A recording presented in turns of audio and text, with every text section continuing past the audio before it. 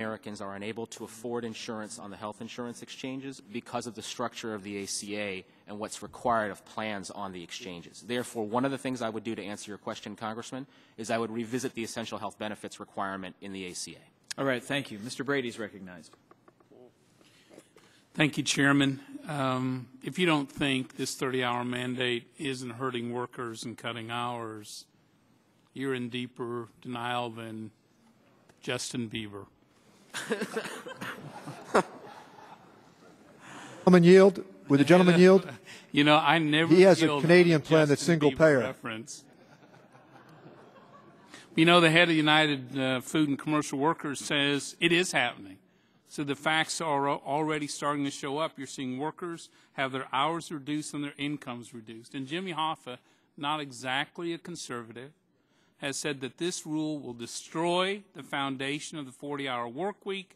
This is the backbone of the American middle class. They know it's happening. They're seeing it. I was with a Houston restaurant owner who just got off a conference call with all his store managers and basically told them, we will never hire a full-time worker again.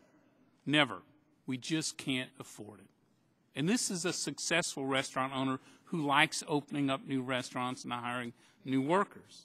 We're told today that if we go back to the traditional 40-hour work week, which has been the case for many, many decades, that it will actually make the problem worse. But we know that nearly 9 out of 10 workers who have a full-time job are eligible for health care. We know if they're part-time, it's about a 15% chance. So this rule's forcing workers into part-time work with less of a chance of health care.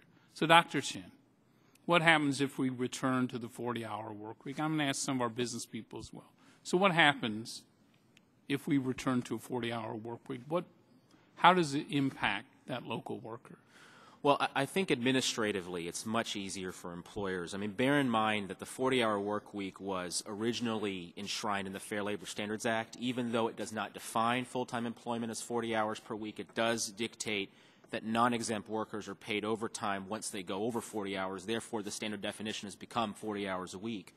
I would suggest that if we go back to that system of a work week, full-time work week being 40 hours, employers would not have as many of the administrative challenges and hindrances to growth that the 30-hour work week provides. Thank you. Mr. Anastos, what happens to you if we do away with the 30-hour rule and you're able to bring your folks back up in their hours?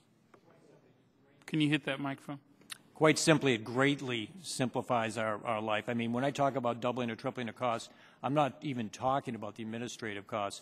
I talked to our CEO before I came down here and asked him what he thought, and he said anything. He said any relief at all to get close to 40 hours. Will workers' hours likely increase at your place? Absolutely. I mean, in other words, instead of having to manage all the time and always keep this ledger where you're always trying to figure out, are they over 30 hours, and therefore, as an average, going to cost you many thousands of dollars more. I mean, you have the survivability of the business.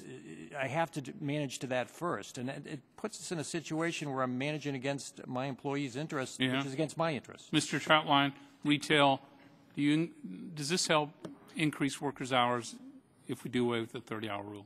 Without a doubt. It makes the compliance cost easier, makes it easier to manage the blend between full and part-time employees. Many part-time employees don't want to work full-time, and that's something that under the 30-hour rule, they have continued to work that part-time, but with fewer hours, less money in their pockets. So certainly from a retail and chain restaurant standpoint, this would improve things measurably. Mr. Schneider, do you think adjunct professors at community colleges want to see this 30-hour rule changed? Absolutely, because the bulk of them are making decisions that are counter to their own best interests and certainly counter to ours. And I think the point that you made, and that is the 40-hour rule, if we move to that, would memorialize 40 hours as a benchmark that you should, in good conscience, as an employer, be offering health care to everyone and trying to get more people into that 40 hours. Because I think the 30-hour actually puts 40-hour plans at risk because somebody has to pay for that cost. Yep. Good point. Thank you, Mr. Chairman. Thank you. Mr. McDermott. Thank you, Mr. Chairman. Last week,